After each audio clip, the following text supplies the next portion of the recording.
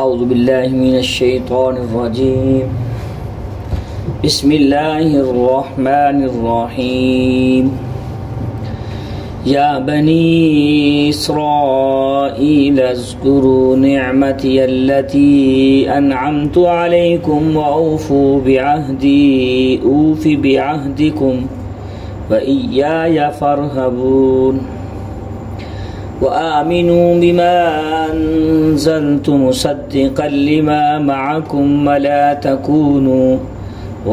تكونوا أول كافر به ولا تشتروا بآياتي ثمنا قليلا وإياي فاتقون ولا تلبسوا الحق بالباطل وتكتموا الحق وأنتم تعلمون وأقيموا الصلاة وآتوا الزكاة واركعوا مع الراكعين أتأمرون الناس بالبر وتنسون أنفسكم وأنتم تتلون الكتاب افلا تعقلون واستعینوا بالصبر والصلاة وإنها لكبيرة إلا على الخاشعين الذين يظنون أنهم ملاقو ربهم وأنهم إليه راجعون صدق اللہ العظیم. یا بنی اسرائیل، اے بنی اسرائیل، یاد کرو تم میری نعمتوں کو جو میں نے انعامات کیے تمہارے اوپر. وَأَوْفُوا بِعَهْدِي، اور پورا کرو تم اپنے وعدے کو جو میرے ساتھ کیا، اور میں پورا کروں گا تمہارے ساتھ جو وعدہ کیا. وَإِيَّايَ فَارْهَبُونَ، اور مجھ ہی سے ڈرو. وَآمِنُوا بِمَا أَنزَلْتُ، اور ایمان لاؤ اس کتاب پر، اس پیغمبر پر جو میں نے نازل کی، اس کتاب پر جو میں نے نازل کی. مصدقا لما، جو کتاب تصدیق کرتی ہے آپ اس کتاب کی جو تمہارے اوپر ہے، تمہارے پاس ہے. ولا تکونوا اول کافر بی، اور نہ ہو جاؤ سب سے پہلے اس کا انکار کرنے والے اس کتاب کا. ولا تشتروا بآیاتی ثمنا قلیلا، اور نہ تم بیچو میری آیات کو ثمن قلیل کے بدلے، ہلکی چیزوں کی. وإیایا فاتقون، مجھے سے ڈرو. ولا تلبسوا الحق بالباطل، نہ تم خلط ملط کرو، چھپاؤ حق کو باطل کے ساتھ خلط ملط نہ کرو.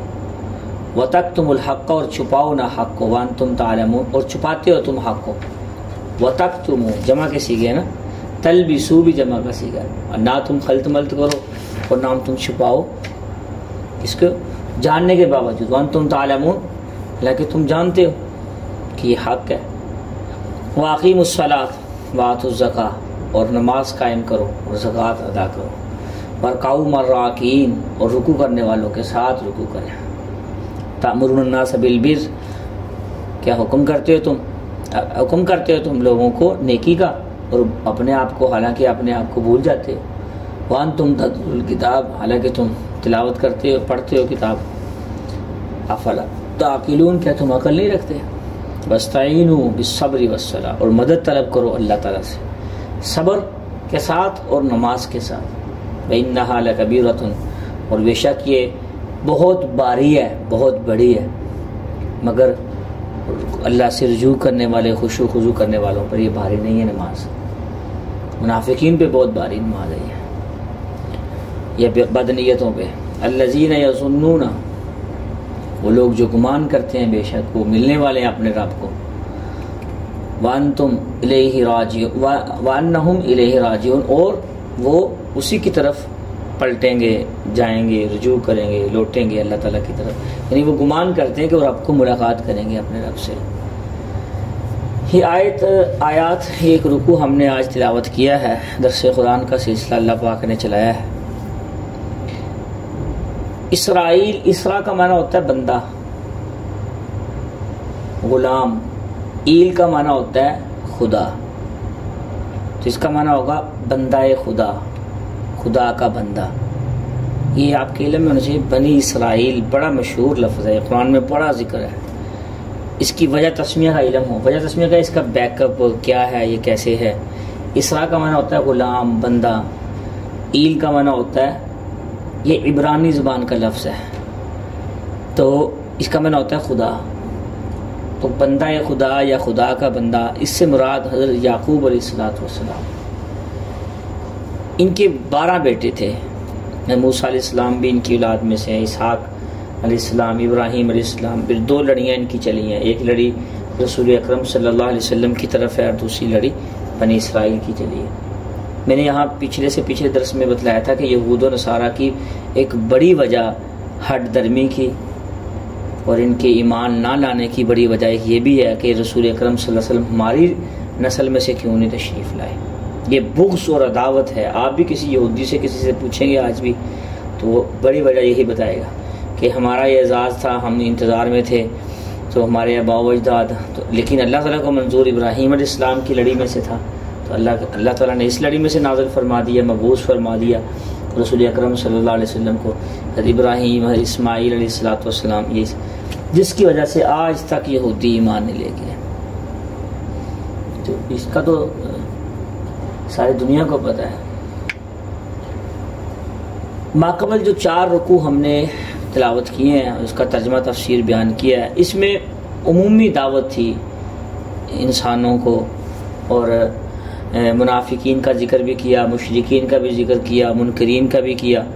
اب یہاں سے 14ویں رکوع تک ایک خاص قوم بنی اسرائیل کا ذکر ہوگا، ایک خاص ترتیب سے اللہ پاک تفسیر، اس کے ضمن میں ساتھ ساتھ مشرکین کا، یہود کے ساتھ ساتھ کافروں کا، نصارہ کا، عیسائیوں کا، ایک ترتیب سے اللہ پاک نے قرآن پاک کو بندہ اگر ترجمے کے ساتھ پڑھے نا، لیکن پڑھے ترتیب سے، یہ نہیں ایک یہاں سے کھولا وہاں سے پڑھ لیا، نہیں، تو جتنا بڑا میسج یہ قرآن دیتا ہے نا، کائنات کی کوئی کتاب ایسی نہیں ہے، یہ پڑھی رہی ہے نا کتاب، صرف قرآن پاک آپ کے گھر میں ہے، آپ کے ٹیبل پہ ہے، آپ کی الماری میں ہے، آپ کے کمرے میں ہے، اس کی اتنی خوشبو اور اتنی برکتیں ہیں نا قرآن پاک کی کہ اس کے بند پڑے رہنے سے بھی اللہ کی رحمتیں نازل ہوتی رہتی ہیں اس کے اوپر، اس کمرے پہ، اس میں۔ یہ عقیدت اور سمجھ اور نیت کی بات ہوتی ہے۔ جس آفس میں، دکان میں، مکان میں، جس جگہ پہ، جس فیکٹری میں، جو ہم بھی اللہ کا کلام ہوگا نا، وہ سارا حصہ برکت والا ہوگا، لیکن بشرطے کہ برکت کے لیے رکھا ہو۔ لیکن اس کا مطلب یہ نہیں کہ برکت کے لیے رکھ دیا اور رکھا ہی رکھیں، اس کا مطلب پڑھنا بھی ہے، اس کو دیکھنا بھی ہے، اس کو چومنا بھی ہے، اس سے پیار بھی کرنا ہے، محبت کی نظر سے دیکھنا ہے، پھر اس سے سینے سے لگانا ہے، سب سے بڑھیا چیز اس پہ عمل بھی کرنا ہے۔ ترجمے اور تفسیر کو بندہ آرام سے ترتیب سے پڑھنا شروع کرنا ہے، لیکن ترجمے مختلف قسم کے ہیں، قادیانیوں نے بھی ترجمے نکالے ہیں، غیر مسلموں نے بھی نکالے ہیں، فتنے اور فساد کے جو اس وقت کے بڑے بڑے یہ کہیں کہ جنہوں نے ٹھیکہ لیا ہوا ہے فتنہ اور فساد، اللہ کے نبی کے پیاری امت میں فتنہ اور فساد مچانا، ایسے لوگ بھی ہیں جنہوں نے ترجمے لکھ دیے ہیں۔ تو کسی مستند عالم اور مفتی صاحب سے مشورہ کر کے قرآن پاک کا ترجمہ جو آپ لیں گے وہ لیں، کہ یہ ورنہ یہ قرآن ایسی چیز ہے، ہر بندے نے اس سے سپورٹ ضرور لی ہے، اس سے کچھ نہ کچھ اپنے مذہب کو ثابت کرنے کے لیے، اپنے فرقے کو ثابت کرنے کے لیے، یا اپنے عقائد اور نظریات کو ثابت کرنے کے لیے غلط ترجمے کر دیے ہیں، غلط تفاسیر کر دی ہیں، غلط مطلب بیان کر دیے ہیں۔ تو محتاط رہنا چاہیے، یہ نہیں کہ جو مرضی ترجمہ ملا، جو مرضی تفسیر ملی، جو مرضی حدیث ملی اور اس نے خلط ملط کر کے ترجمے کیے ہوئے ہیں تو وہی پڑھتے رہیں اور اپنی زندگی بھی برباد کر لیں، اس وقت بھی دیں آخرت بنانے کے لیے اور آخرت کو وہاں بیٹھیں۔ یہ تمہیدی باتیں بہت ضروری تھی جو میں نے ذکر کی ہیں، اس کے بغیر گزارا نہیں ہے۔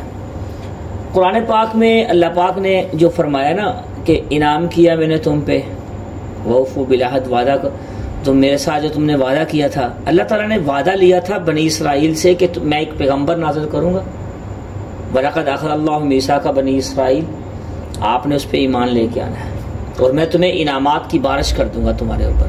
یہ وعدہ کیا تھا رسول اکرم صلی اللہ علیہ وسلم کے مبعوث ہونے کا اور ان پہ ایمان لانے کا، لیکن یہ وعدہ بھول گئے، نہیں ایمان لے گئے۔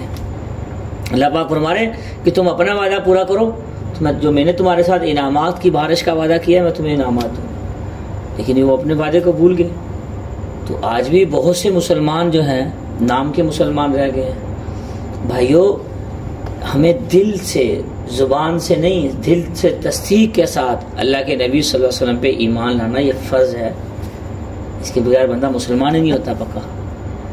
کبھی ہم نے درود شریف پڑھا ہے اللہ کے نبی کو سامنے رکھ کے کہ نبی اکرم، قرآن پاک میں آتا ہے ان اللہ و ملائکتہ یصلون علی النبی یا ایھا الذین آمنوا صلوا علیہ وسلموا تسلیما، اپنی عبادات میں رسول اکرم صلی اللہ علیہ وسلم کو اپنی عبادات میں شامل کیا۔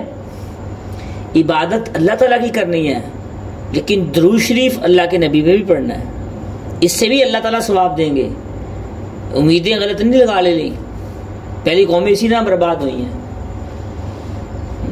امام الانبیاء نے یہی سکھایا ہمیں ساری زندگی، جن سے امام الانبیاء صلی اللہ علیہ وسلم نے مانگا، ہم نے مانگنا انہی سے ہے، اسی ذات سے مانگنا ہے۔ تو کوشش کریں سنت کے مطابق ہر کام ہو۔ وَآمِنُوا بِمَا أَنزَلْتُ مُصَدِّقًا لِمَا مَعَكُمْ، یہ جو قرآن ہم نے نازل کیا ہے نا، یہ کوئی عام کتاب نہیں ہے، یہ تو جو تورات اور انجیل اور جو دوسری کتابیں ہیں تو ان کی بھی تصدیق کرتی ہے۔ یہود و نصارہ کی جو کتابیں ہیں، جو صحیفے ہیں ابراہیم علیہ السلام کی اور پچھلی کتابیں ہیں، ان سب کی تصدیق کرتی ہے۔ اللہ پاک نے قرآن پاک میں سورہ مائدہ کھول کے دیکھیں، اِنَّا أَنزَلْنَا التَّوْرَاةَ فِيهَا هُدًى وَنُورٌ، اللہ پاک خود فرما رہے ہیں، قرآن میں آتا ہے۔ اسی طرح وَآتَيْنَاهُ الْإِنجِيلَ فِيهِ هُدًى وَنُورٌ، سورہ مائدہ آیت نمبر 44 اور آیت نمبر 46 میں یہ دونوں آیتیں موجود ہیں، دیکھ لیں۔ یہ قرآن تو ان کی تصدیق کرتا ہے۔ یہاں ایک مسئلہ سمجھ لیں، جو چیزیں تورات اور انجیل، زبور، صحف ابراہیم، صحیفوں میں یا باقی چیزوں میں جو چیزیں شریعت محمدی کے نازل ہونے کے بعد، قرآن کریم کے نازل ہونے کے بعد جن چیزوں کی قرآن پاک نے تصدیق کی ہے اور جو ہماری شریعت کے موافق ہیں، ان پہ عمل کرنا وہ ایک ہی چیز ہوگی نا، وہ تو قرآن بن گیا نا گویا کہ۔ اور جن چیزوں پہ قرآن نے سکوت اختیار کیا ہے اس پہ ہم بھی سکوت اختیار کریں گے، اور جن چیزوں میں تبدیلی ہوگی، قرآن نے جن چیزوں کی واضح تردید کر دی ہے کہ انہوں نے اپنی کتابیں بدل دی ہیں، جو چیزیں بدلی ہیں ان کو ہم بھی ان پہ ایمان نہیں لے کے آئیں گے۔ ہم تو جو تورات اور انجیل کی تصدیق کرتے ہیں، ہم تو اسی تورات اور انجیل کی تصدیق کریں گے جو جس طریقے سے جو آسمان سے نازل ہوئی ہے۔ یہ جو بندوں کی بنائی ہوئی ہے اور تبدیلیاں کی ہوئی ہیں نا، اس کی ہم تصدیق نہیں کرتے، اس کو ہم تبدیلی کہیں گے کہ تبدیل کی ہوئی ہے۔ یہ بڑی نکتے کی بات تھی، یہ یاد رکھیں۔ اسرائیلی روایات میں جو روایات تو رسول اکرم صلی اللہ علیہ وسلم کی روایات کے موافق ہیں، ٹکراتی نہیں ہیں، ان پہ تو ہم بھی عمل کرتے ہیں، بیان کرتے ہیں۔ اور جو روایات پچھلی شریعت میں منسوخ ہوگی، پچھلی شریعت کی ہماری شریعت میں، وہ ہم اس کی نفی کرتے ہیں، وہ ہماری شریعت میں منسوخ ہے تو منسوخ ہے۔ ایمان لانا وہ اللہ کی طرف سے وہ ضروری ہے، لیکن عمل کرنا یہ ضروری نہیں ہے، یہ کرنا بھی نہیں ہے۔ جو ہمارے نبی صلی اللہ علیہ وسلم نے جو چیزیں بیان کی ہیں، ہمارے پیارے نبی پاک صلی اللہ علیہ وسلم، ان پہ اب یہ میں اس لیے زیادہ زور دے کے یہ بات نقل کر رہا ہوں بھائی، بہت سے لوگوں کے دوست عیسائی ہوتے ہیں، یہودی ہوتے ہیں، یا باہر جاتے ہیں جو ہمارے بچے، تو جا کے ان کی ساتھ سیٹنگ شروع کرتے ہیں، یہودیوں کی تورات اور بائبل اور فلاں فلاں فلاں کتابیں پڑھنی شروع کر دیتے ہیں، پھر میسیج لکھ کے اس کی ترویج کرنا شروع کر دیتے ہیں اور اس کی تبلیغ کرنا شروع کر دیتے ہیں۔ قرآن آتا نہیں، حدیث آتی نہیں، شریعت کا پتہ نہیں، اپنے نبی کی فکر نہیں ہے، اپنی شریعت کی فکر نہیں ہے، اپنے دین اسلام کی فکر نہیں ہے، یہود و نصارہ کی تعریفیں کو پل باندھ کے ان کی کتاب کو، بائبل میں یہ آیا جی، فلاں کتاب میں یہ آیا، وہ ان کی جو کتابیں آسمانی نازل ہوئی ہیں اس پہ تو ایمان ہم رکھتے ہیں مسلمان، قرآن بھی کہتا ہے یہ، لیکن اس کی ہر پوری کتاب کی تبلیغ کرنا یہ نہیں ہے۔ میری باتیں سمجھ آئیں گی؟ تو ایسے کام نہیں کرنے، ایسے چکروں میں نہیں پڑنا۔ رسول اکرم صلی اللہ علیہ وسلم کی شریعت سے اوپر کوئی شریعت نہیں ہے، محبوب صلی اللہ علیہ وسلم کی کتاب سے اوپر کوئی کتاب نہیں ہے، ہاں، اور رسول اکرم صلی اللہ علیہ وسلم کی پاکیزہ تعلیمات کے اوپر کوئی تعلیمات نہیں ہے۔ ہر چیز کو چھوڑنا پڑے گا اگر اللہ کے نبی سے دوستی لگانی ہے اور ایمان لے کے آنا، اللہ کے نبی سے ایمان لے کے آنا، پچھلی ساری شریعتوں کو چھوڑنا پڑے گا۔